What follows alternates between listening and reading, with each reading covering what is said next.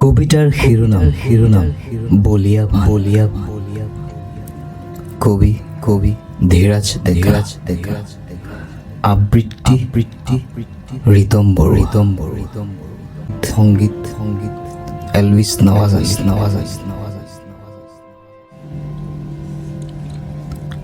বোপাইও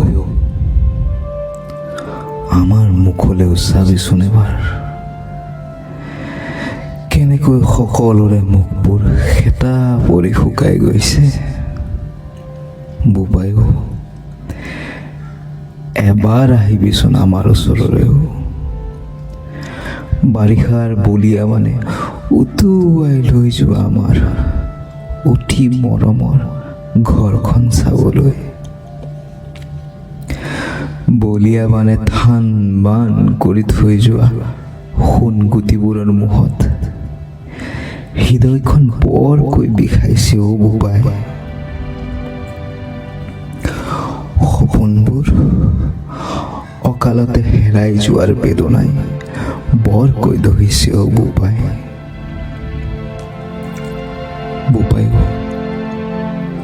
আমাকো অলপ সহায় কৰিবিচোন, জীয়াই থাকিবলৈ আমাৰ আৰু একো সম্বল নাই অ বোপাই। তহঁতৰ মুখলৈ চাই আজি আকৌ এবাৰ থিয় হৈছোহি। পোনাকেইটাই চাগে তহঁতৰ আশাতে আকৌ এবাৰ নতুনকৈ জীৱন গঢ়াৰ সম্বল বিচাৰি পাব। বোপাইও সকলো লৈ গ'লো, বাৰিষাৰ এই বলিয়া বানটোৱে সকলো কাঢ়ি নিলে। জীয়াই থাকিবলৈ কৰা আশাবোৰ এতিয়া সপোন হৈ ৰ'ব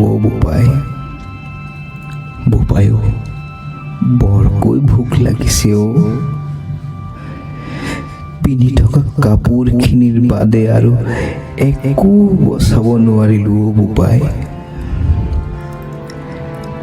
এসাঁজ ভাতৰ জোখৰ বস্তু কিনিবলৈও হাতত ফুটা কৰি এটাও নাই অ বোপাইও। হালৰ গৰু হালো এতিয়া মৰো অৱস্থা। পেটৰ তাৰণাত কাৰো মুখলৈ চাব নোৱাৰা হৈছো বোপাই। জীৱন মৰণৰ খেলত সকলো নিশকতীয়া হৈ পৰিছে অ বোপাইও শুনচোন বাৰু, তই জীৱনৰ যুদ্ধত